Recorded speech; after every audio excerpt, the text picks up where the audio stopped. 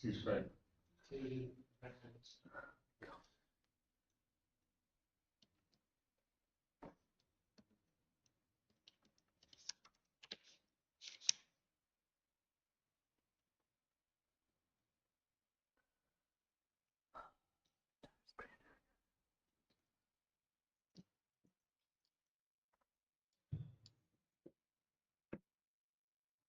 Okay, but sorry.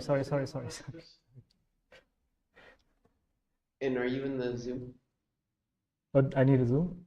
Yeah, for the slides to be streamed.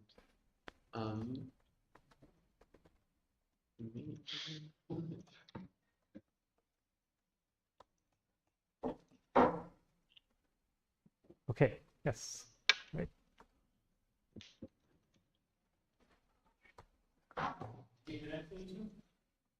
Sorry.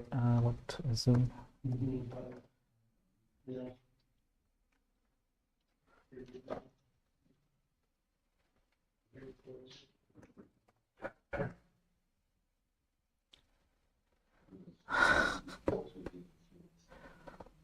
Okay, I have to go to Zulip to get on Zoom.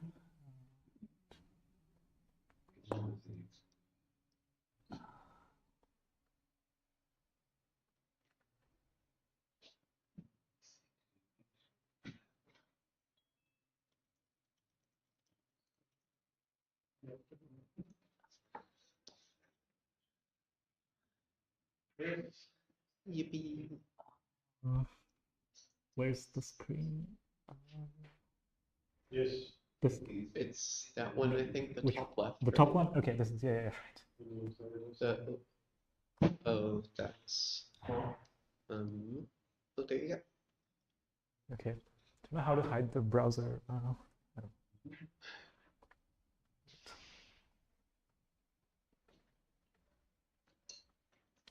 Yes. Okay, any announcements? In the more you can hide it. Hide Video. Okay. Okay. All right. Can I begin? Any announcements? Oh, announcements. Screen clean for 10 after this? Screen clean for 10. Spring cleaning. Yeah, it's where you make sure there are no springs in the room, especially the wet ones. All right. Okay. Okay. Okay. All right. Hello, everyone. I'm going to talk about some work that is in progress with Gregor, who is a PhD student in Cambridge, with Marcel, and we've been working on this together. Also, I should acknowledge Rin, who helped me typeset these slides, because there was a lot of equations and diagrams to typeset, and Rin was around on the weekend typesetting. I also enjoyed explaining algebraic theories, which was nice. Also, Ohad helped with a technical question. Okay. So this talk is about continuations and algebraic theories. So in the abstract, I said the continuation monad is a weird kind of algebraic theory because it's complicated. It's not really the traditional notion.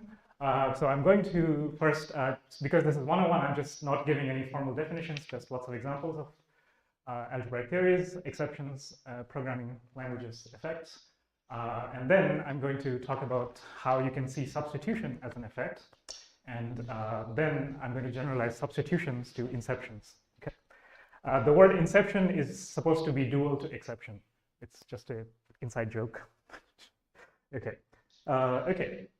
So here is how we informally think about groups. These are monoids in which elements have inverses. So if you take the signature of a monoid and just add one more equation saying for all elements x, there is a y, such that x times y is e, or y times x is e, then this is a definition of a group.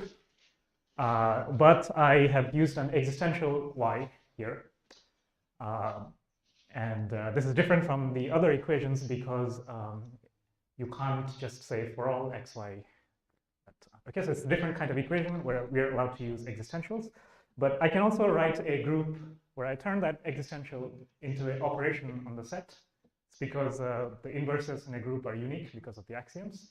And then, so a group is a set with a unit element, binary operation, another unit operation. And now all these equations are, for all quantified over all variables in the group. Okay, so things like this in which we have operations with finite arities, so binary, unary, or zero array, and where we have equations which are universal theories. These are algebraic. Okay, so the word algebraic I'm using in this sense. So the theory of groups can be presented as an algebraic theory. Another example, a lattice is a coset where you have a partial order. The partial order is a relation on the lattice L. And if you want to say it has binary meets and binary joins, you would again write it as this as these two axioms. So you say for every x and y, there's a lower bound and there's an upper bound. Just the traditional definition of meets and joins. But you can also turn a lattice into an algebraic theory by saying there's a function, there's a binary function which takes two elements, computes the lower bound and the upper bound. Those are the meets and joins. And then you can write an algebraic, universally quantified axioms for these operators, which say exactly that it's commutative, idempotent, associated. Okay. And again, lattices can be turned into, the previous definition can be turned into this one by just this equivalence that if A is less than or equal to B, then A and B equals A or B. Do lattices not also have the absorption law? Do you mean A and A? A Maybe I have missed it. A and A or B equals B. You were right. Maybe I missed it. Yes. Otherwise, you just Otherwise. have two completely independent. Oh yeah, right. Yes. Yes. Sorry. Thank you. Yeah, they do need absorption law. Yeah. Okay. Here's an example which is a torsion group, which you say that for every element there's a natural number such that you multiply it n times and you get the identity. So again, this is an existential statement. This is not an algebraic theory because there is an existential, but you could add another operation g to n and say that these are the axioms. But this is still not an algebraic theory. And in fact, torsion groups cannot be turned into an algebraic theory. Can anyone guess why? I guess puzzle discussion for later. Yeah, so it could be multi-sorted, but then you still have to do this operation, which requires recursion on natural numbers. So. I mean, algebraic theories are like compactness in sense, and the theory of Product. So like you can use these theorems like. Oops, sorry. Oh, did we lose Zoom? No, it's not that. Oh, it's reconnecting. It seems to still be displaying Zoom. Oh, there it goes. Maybe It's reconnecting. So.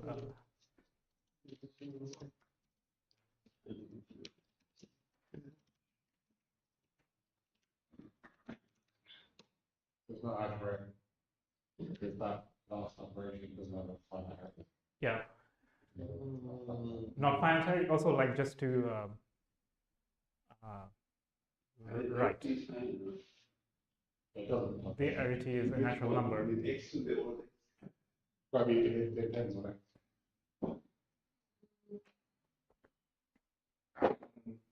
depending, you can see it as a unary operation.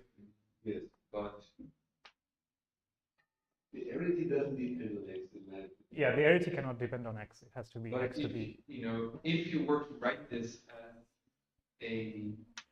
you could write this as a term on the left, which is just some kind of sequence of x, in which case it would not, the arity of that term, the shape of the term would depend on the arity of x. I think that's the point. What should I do about this? Um, Oh, okay. Reconnect. Is it sharing? I think you have to reconnect or at least restart the share. Are you connected to the Wi-Fi? Yeah, I'm using Wi-Fi. Are you connected? Seems to.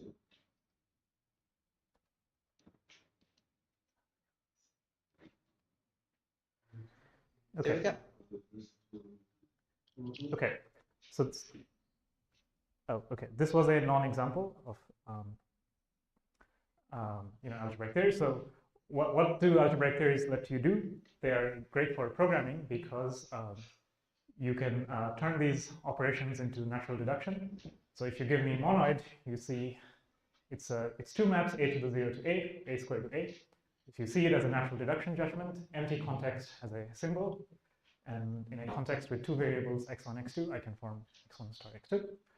Okay, and these are saying that I give you two symbols, left and right, and with the appropriate number of free variables, I can state these equations. So you can turn those diagrams into these equations, and you can program with them. Okay, so this is so all of these examples were single sorted, but you can also have multi-sorted algebraic theories. So, for example, a monoid acting on a set m times h(a) with a asymmetric symbol, right? And then these are again two equations, but now we're allowed to talk about the types of the elements. So this is a algebraic theory with two types. Okay. Okay. So let's go into this is all just first order simple stuff. Okay. So now let's go into algebraic effects. So when we do functional programming, either we do it in Haskell with exception monad, which is tx equals e plus x. Alternatively, we could use algebraic effects, which I think most of you know. So we just need an operation to throw an exception. So what we do is add e many operations in. So throw doesn't take any arguments, just produces a term of type A, and there are no more equations. So this is the algebraic theory for exceptions. Okay, it's also interesting that there is a correspondence between these algebraic effects and the monads. So if you give me a monad, I can look at its algebras. If you give me an algebraic theory, I can build up the tree of terms. And this is the free monad on the signature, and then construct its algebras. And those two will be equivalent. So then we say that this monad and this algebraic theory, they axiomatize. The algebraic theory axiomatizes the monad. Okay. So what about state? So simple Haskell state monad, you take the currying injunction, you get a monad, s times x to x, and the state monad gives you, get and put or update lookup. So let me talk about the global state monad. So in the global state monad, you actually want to track the locations. So you have some values, you have some locations, and you have a function which lets you say, so v to the L is the state, which means you give me a location, I'll return the value. Okay, so I have these locations, and yeah, so it's the same monad with this, but now you can turn this into an algebraic theory with two operations. So the operations are going to be indexed by the locations and the values. Okay, so lookup L says I'm going to read this location L, and I'll get a value. I'll use that value in X, and then continue. Okay. Update says I have a location and a value, and I will update the location with this value and run X, and then continue. Okay. So these are the update lookup operations. Sorry. Oh, sorry. Yep. Because it looks like lookup is VRE, and if I thought the RE should all have to be finite. Yes. So this is a non-example of finite. This is a countable Liouville theory. Okay. Because right. So I was trying to get to so this is a countable Liouville theory because there are 7 equations for these lookup and update operations. Here's a diagrammatic way of writing them. But if you want to understand them operationally, so an example, let's take 2 values, booleans, and just 1 location.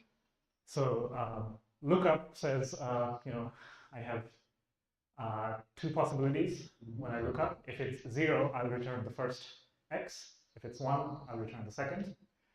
And there's update 0 and update 1. Update 0 sets the state to 0, continues as x. Update 1 sets the state to 1, continues as x. Okay. Now, what do these equations tell you? So the first equation, let's say the state is 0. So you run this lookup, but it's again 0, so it's A. This side is A. If it's 1, you go right, then you go right again. It's D, okay? If you update twice, the last update, so you have to read it outside in, first V, then W, and you update with W. If you look up x0, x1, and you update 0, it should be the same as updating x0. This thing update x1. Okay. If both updates do the same thing, then looking up should just be x. Okay. So this is the meaning of these equations. And what's really nice is that these equations axiomatize the state monad for two values at one location. But also, if you want all the things, then you can still axiomatize it. Okay, so Reasonably non-trivial to prove their completeness. no, you can actually just make a computation tree, prove normalization of normal forms. Yeah, it is a bit non-trivial. So the original Plotkin power thing was very difficult. Paul and Danielius has a better proof using string diagrams. That's quite nice. But it's essentially normalization of proof trees. Yeah. Wait, sorry, you said you read it outside in for the double update? Okay. Yes, you have to. I was confused about it, but if you actually try to implement it using the state monad to look up an update, you'll see why these equations hold. Yes. Okay. So this is still a finite Liouville theory, but if you have countable things, then it's a countable Liouville theory where you can take countable things. Okay. Now let's see another monad, which is the continuation monad. So the continuation monad is a bit complicated. It comes from this self-adjunction of R to the blank, where R is some set. If you have ever programmed with continuations, it's a bit wonky. It makes you, feel very weird because you can go back in the execution of your program. So continuation monad gives you control operators. There are many control operators. Okay. Well, okay, it's just not many, but these. Okay, so what these control operators do is they give you some form of classical logic if you read it via Curry-Howard. So the first one is saying 0 to the 0 to the tau, which means tau arrow 0, arrow 0. So double negation of tau. From this, you can go to tau. Okay, so it's like double negation elimination. The second one is saying tau arrow 0 to tau. I don't know if so just it's this the nesting is maybe unclear from writing the thing, but yeah. So the second is there will be a tau. If you're doing the second. Yeah, if I'm doing the second one, this is tau. Yeah, right. So what's problematic about these operators is they don't look algebraic at all. So this 0 is a special object, and then you have to take 2 towers of exponentials to write these operations. So those first two, they are third-order algebraic operations, let's say. If you add a negation type, which you add a new type to your theory and say, for every type there is a negation type, then you can turn it into a second-order operator. But still, the arities are large because it's tau to the tau.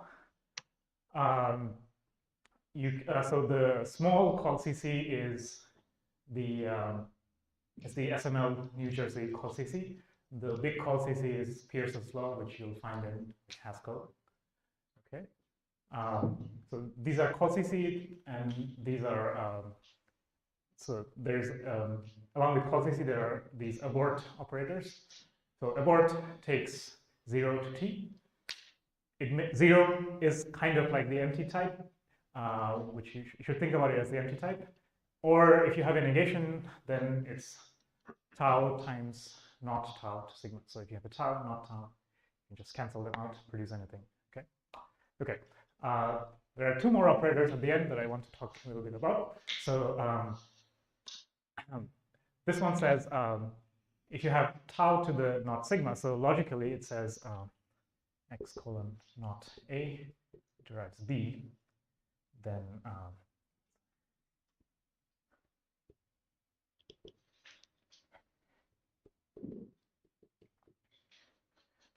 says so if assuming a if assuming a is not true, you can prove b, then it's the same thing as proving a plus b. So this is a very classical sort of thing.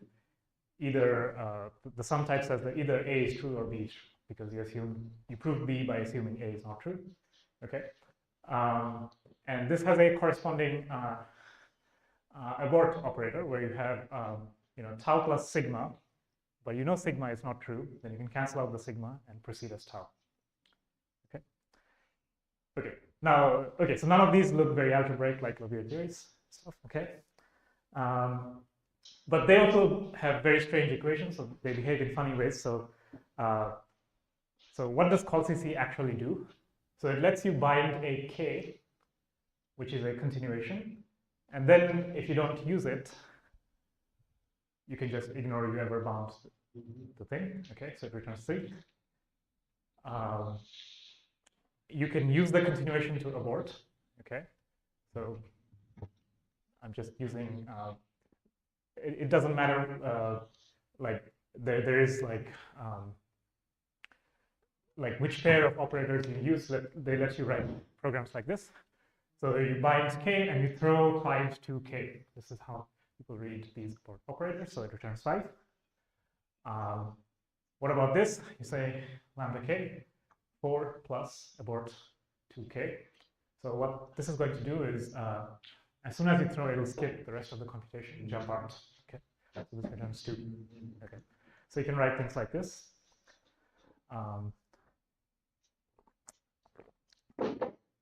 Okay, there are axioms for these control operators. They are kind of complicated.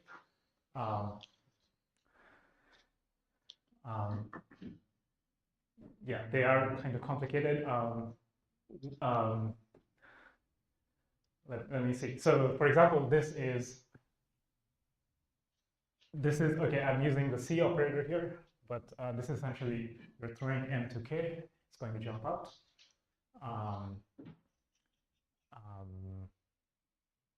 But these are like complicated equations. Anyway, I want to talk about these.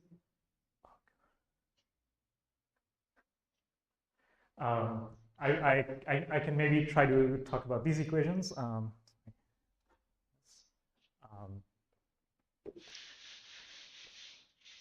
Let's see. So so if I say this, it means that m doesn't bind x. So I have some m of type A. It's just like call-CC where I don't use the bound thing. This is going to be in right m. So I don't know if this is clear. Okay.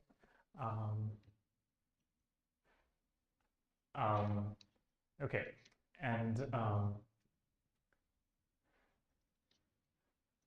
so this is b plus a. The second one says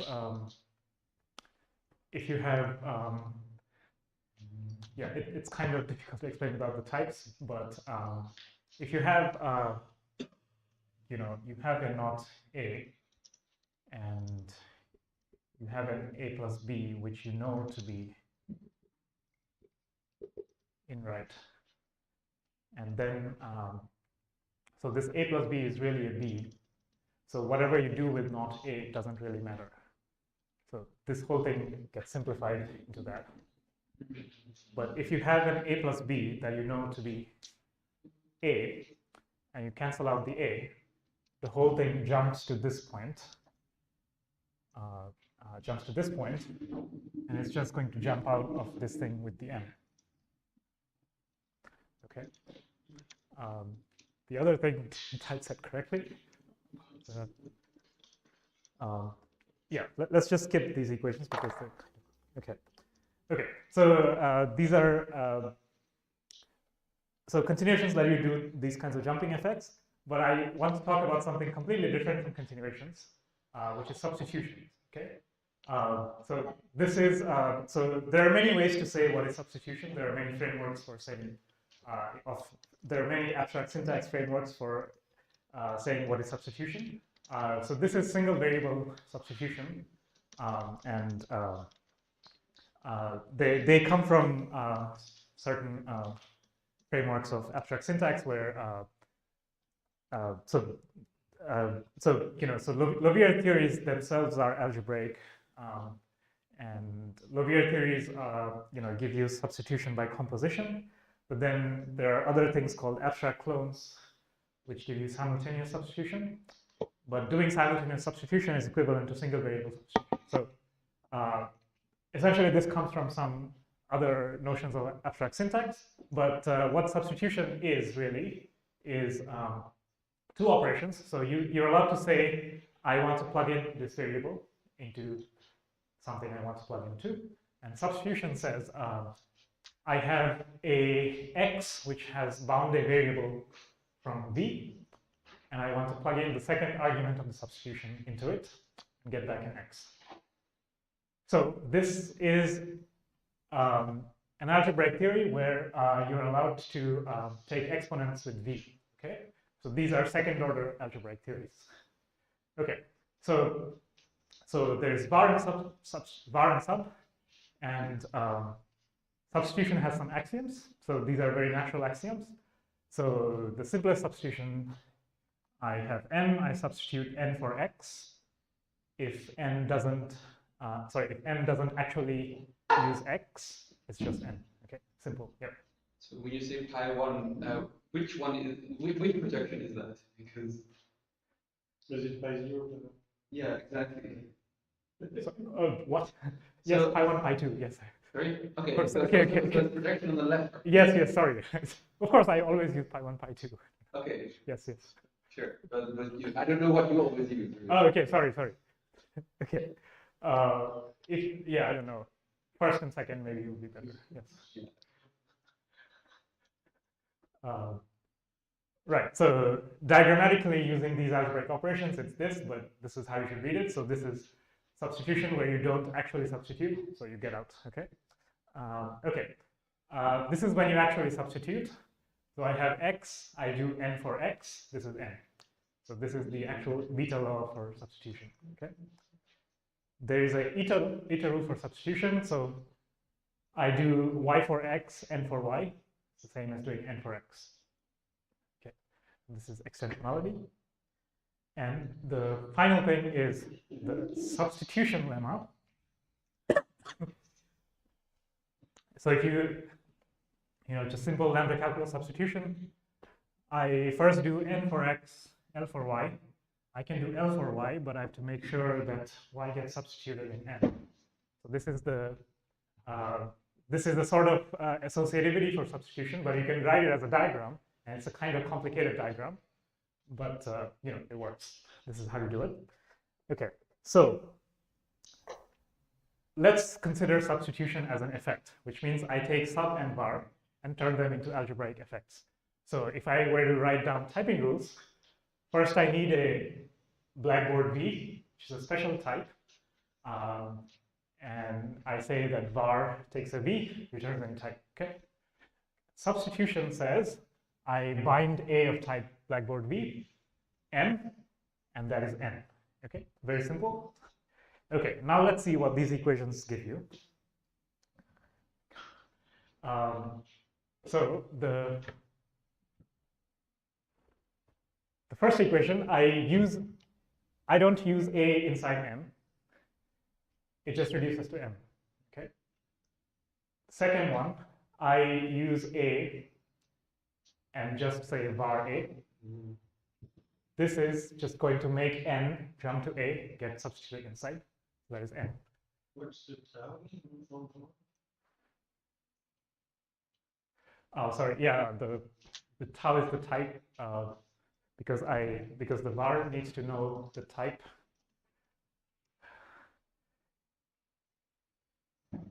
So var is like a throw operation, produces anything of any type if you have a v. Okay.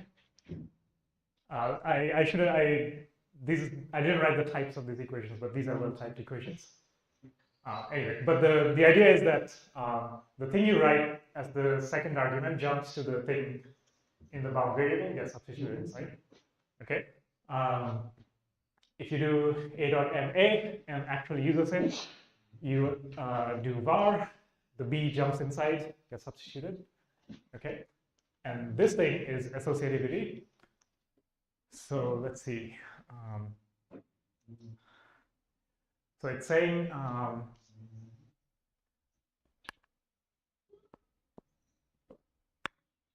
if I jump, so the inner sub is binding both A and B, but the outer sub can substitute n. So you can commute the n and put it inside both subs. Okay, so it's this sort of kind of thing. Okay, and whenever you add algebraic effects to your language, you have to add algebraicity equations. So this one is saying, so this just comes out of the algebraicity. So x equals var a in px. This is just going away because var a says don't do any more computation, just jump out. So this is just var a. And this is just saying let commutes with both substitutions. Okay. So if you stare at these equations, they kind of look like continuations where the var is like the abort operation and the sub is binding a point where you can jump back to. Okay. So this is a second order algebraic theory which has control effects. Now, why is this actually true? If you try to actually compute the thing and see how it relates to the continuation monad, this algebraic theory induces a monad in set to the fin set in appreciate category. And then you take the continuation monad with V as the response type. You can produce these maps. So you say V to V to the x is the constant. And if you write out the sub equation, okay, here's a nice fact, which is that so I have v to the x, and if I take v again, this is v to the x times v, which is v to the x. Sorry, this is wrong. Okay, so v to the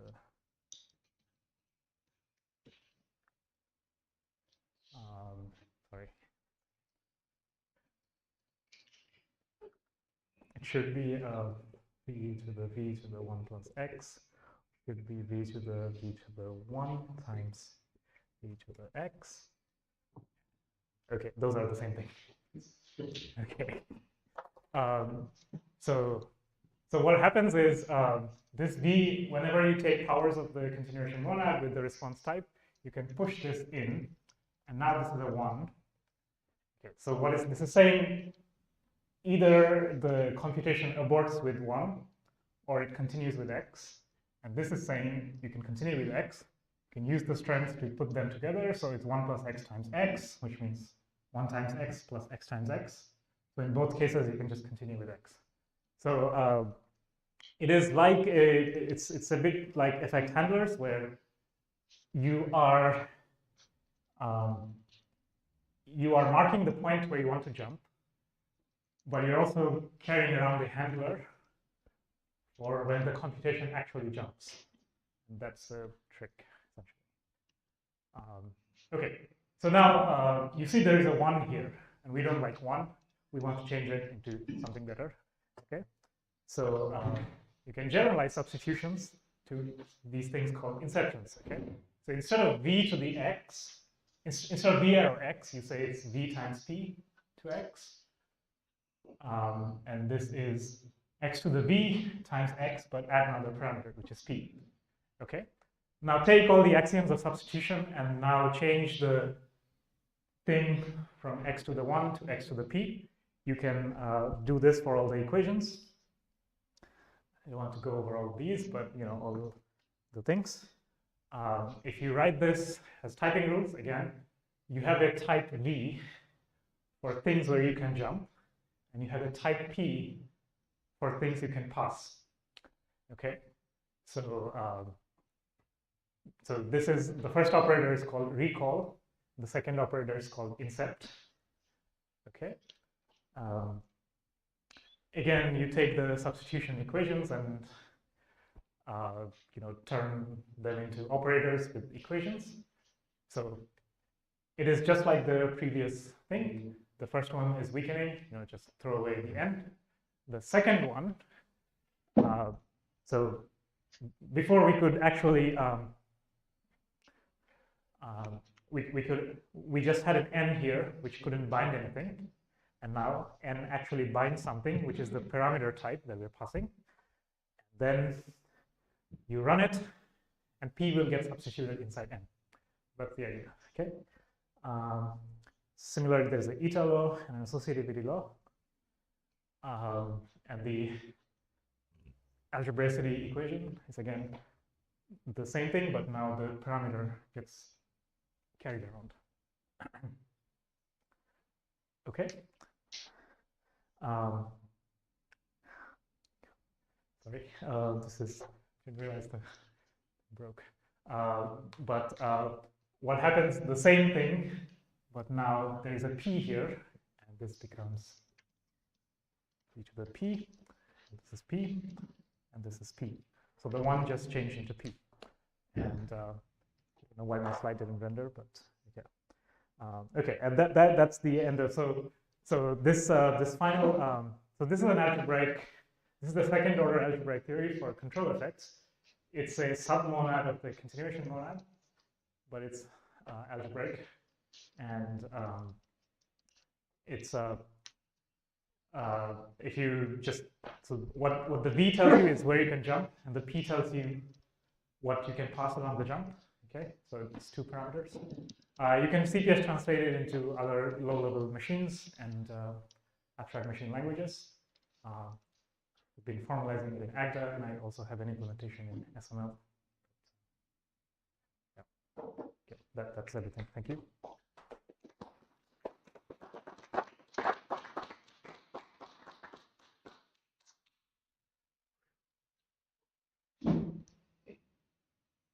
Do you have an example of a program you could write using core CC when you start writing? So the point is that you see here, to get to call CC, you need to let the first parameter depend on p. So it's supposed to be v comma p, but to actually get to call CC, you have to push the response type to the left. So the left parameter shouldn't depend on p. Otherwise, it loses the second order feature. So yeah, so there are programs you can, so you can't, for example, you can't write call CC using just these operators. You can only do it if you allow me to let the left parameter depend on p. That's the, yep.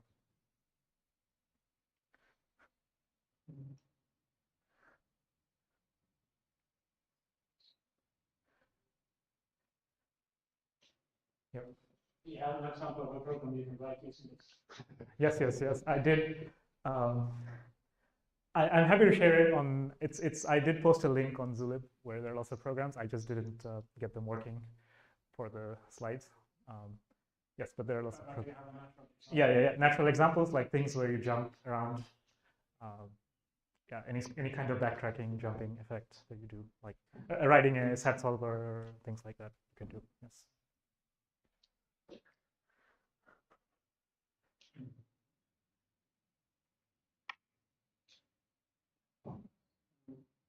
All you need to do is combine inceptions and exceptions to create conceptions.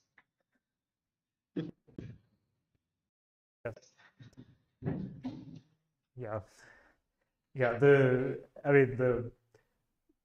it's just exceptions are local, whereas these are non-local because they take the context out of the thing. Sure you Which is want the, Deceptions.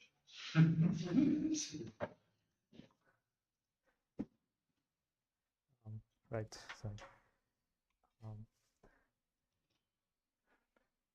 yeah.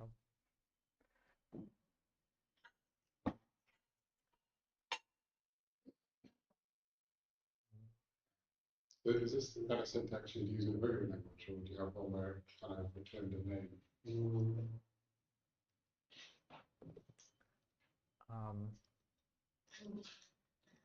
I think if you actually wanted to implement it, I guess you would want some primitive support for the V and the P. So it's just like you want to set a breakpoint somewhere, but you don't want to work with binding operators. I guess you want some first-class support to say mark this with this name, and I should be allowed to use the name in other programs. Yeah.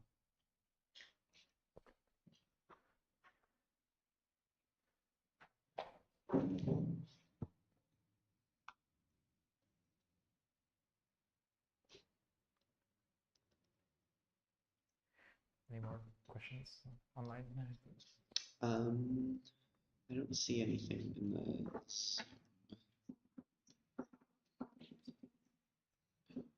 Someone asked about the difference between your slides in the link and ones Yes, you it does. showed. It didn't refresh because the Docker cache.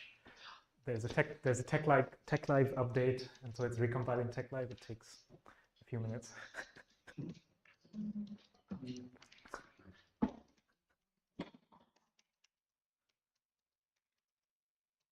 Okay. But there seems to be an error, but yeah, anyway. I have a very basic. Where are these equations coming from? So, okay, so these are made up. These are made up. You see, these are not made up. Well, it's made up from other people's made up things. But essentially, if you take the notion of composition in Levier theories and try to axiommatize it, you get substitution algebra.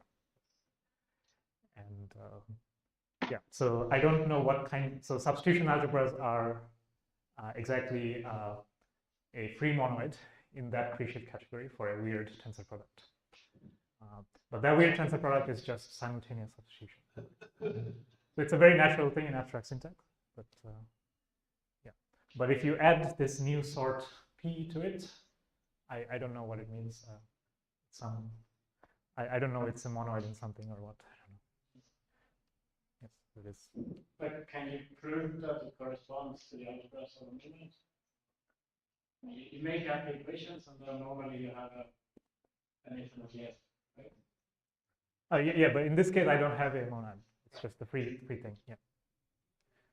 Do you know, could it be a monad?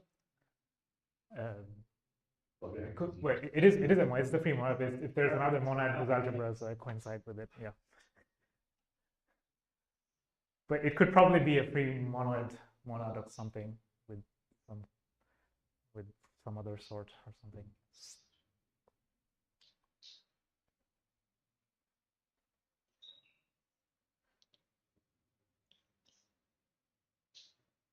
Or Oh. some other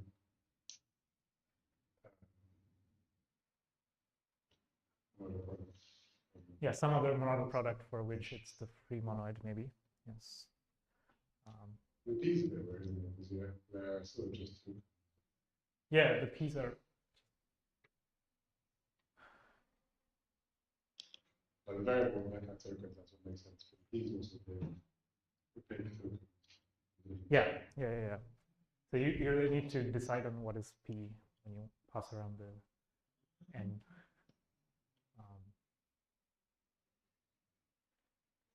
Yes.